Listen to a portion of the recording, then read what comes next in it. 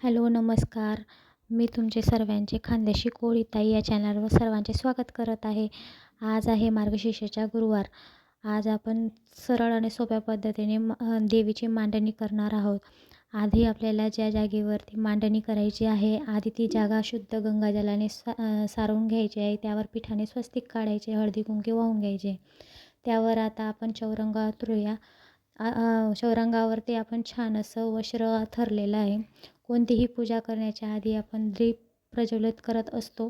आपण दीप प्रज्वलित करणार आहोत.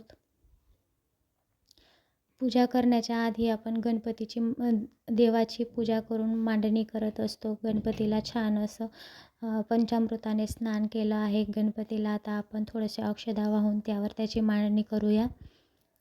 छान त्याला हळदी कुंकू वगैरे सर्व वाहून घेऊया.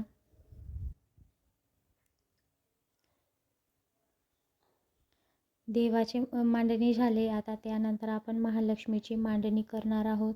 देवीची मूर्ती घेऊन आपण त्यावरती अभिषेक करणार आहोत. देवीची मूर्ती घेतलेली आहे ताम्हणामध्ये. आता त्यावर आपण देवीला पाण्याने आपण स्नान करणार आहे. पाण्याने स्नान करून झाले आहे. त्यावर आता आपण देवीला मधाने स्नान करणार आहे. मध देवीला अत्यंत प्रिय आहे. दही, दूध, तूप आणि आणखी शुद्ध पाण्याने देवीचे स्नान करून घ्यायचे आहे. पानावरती आपण अक्षदा वाहिलेल्या आहे. देवीची मूर्ती स्थापन केली आहे. देवीला वस्त्र नेसवून देणे, त्यावर आणखी फुलं देवीला वाहून देणे. आता वरच्या पाटावरती मी कमळ आसन बनवलेलं आहे. त्यावर आता ते कमळ आसन आपण ठेवूया. कमळ आसनावरती आपण अक्षदा टाकून घेतलेला आहे. त्यावर अक्षदांचे आपण अष्टदल कमल करून घेतले आहे. कलशाला छान चारी बाजूंनी आपण हळदी कुंकवाचे बोट लावून घेऊया. त्यात आता आपण कलशामध्ये पाणी टाकूया, हळदी कुंकू वाहून घेऊया, रुपया आणि फुलं वाहून घेऊया. आता आपण झाडांची पानं टाकून घेणार आहेत. कलश स्थापन करणार आहोत आपण देवीला छान असा मुखवटा लावून त्यांना वस्त्रे घातली आहे. देवीला गजरा, फुलं वगैरे छान अशी वाहून दिली आहे.